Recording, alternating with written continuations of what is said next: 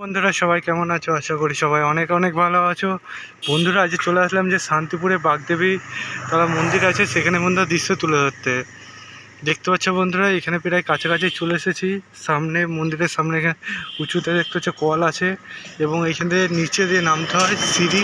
তার পাশাপাশি গড়ার রাস্তাও আছে, তার পাশাপাশি এখানে বিভিন্ন ঠাকুর আছে। দেখতে পাচ্ছ সেই ঠাকুরগুলো দৃশ্য তোমার সামনে তুলছি, এবং মা বাগদেবী যেটি আছে সেখানে প্রণামী বাক্স এখানে রাখা হয়েছে। দেখতে পাচ্ছ। এবার আমি নিচে নামি এবং মন্দিরের সামনে দৃশ্য তোমার সামনে যতটা পারছি শেয়ার করি। চলো।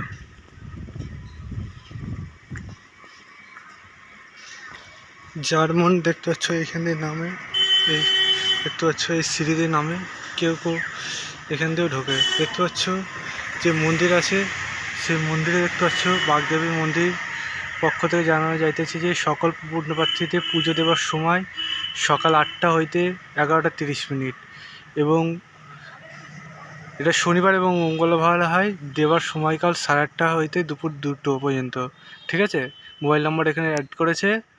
দেখতে পাচ্ছ যে বাগদেবী মায়ের পুজোটি হয়, সেটি আশেপাশে মেলা হয়। এখানে মেলার সিজন আমি একবার এসেছিলাম বন্ধুরা।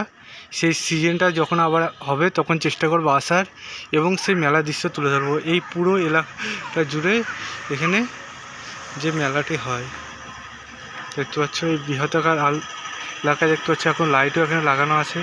এই লাইটগুলো দেখতে পাচ্ছ এখানে পুজো যে হয় সেই পুজোটি যে একটা কী বলবো মেলা, বৃহদাকার মেলা হয়, এবং এখানে মন্দির আছে। মন্দির চলো ভেতরে প্রবেশ করে তোমাদের দৃশ্যটি তুলে ধরা যাক। দেখতে পাচ্ছ মায়ের মন্দিরে ঢুকছি।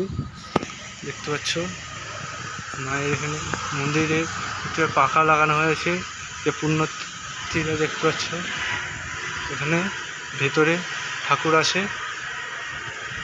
ঠাকুর দেখতে পাচ্ছ এখানে ভেতরে ঠাকুর রাখা হয়েছে, এবং প্রণামী বাক্স গেট দেওয়া হয়েছে। এখন ঠাকুর সম্বন্ধে ভেতরে এখন ডিটেলসে সব কিছু আলোচনা করেছে।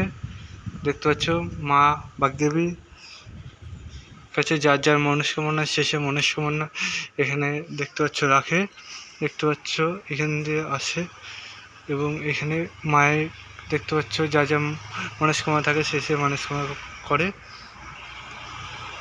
দেখতে পাচ্ছ ভেতরে ঠাকুরের দেবদেবীর সব কিছু তুলে ধরেছে। বন্ধুরা মায়ের ঘরটা দেখতে পাচ্ছ কত সুন্দরভাবে রাখা হয়েছে। এখানে বহু পুণ্যার্থীরা আসে।